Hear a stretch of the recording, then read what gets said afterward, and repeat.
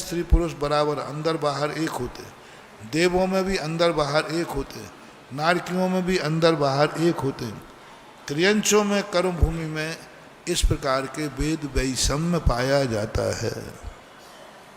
Doctor Amit Shah Talwara, गुरुदेव के चरणों में कोटि कोटि नमन। आपकी जिज्ञासा है, जीव स्वतंत्र है या परतंत्र?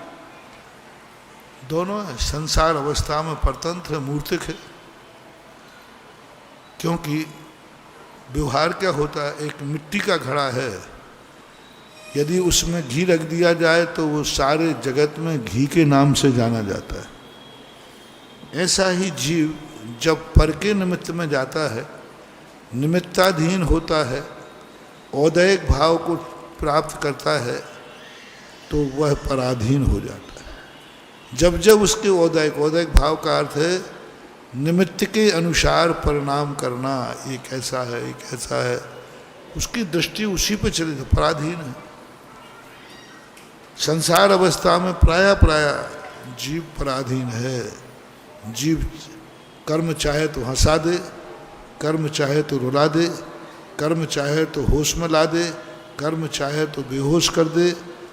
तो कर्म का बाहुल्य होने से संसार दशा में जीव पराधीन है। लेकिन जो मोक्ष मार्ग में चलने को तैयार हो जाते हैं, तो धीरे धीरे वे थोड़े थोड़े स्वतंत्र होकर के, पूर्ण स्वतंत्रता तो सिद्ध अवस्था में ही मिलती है। यानी सिद्धों का जीव स्वतंत्र है, बाकी जीव कहीं ना कहीं से परतंत्र हैं। जिनेन जैन देहली, गुरुदेव के चरणों में बारंबार नमोस्तु।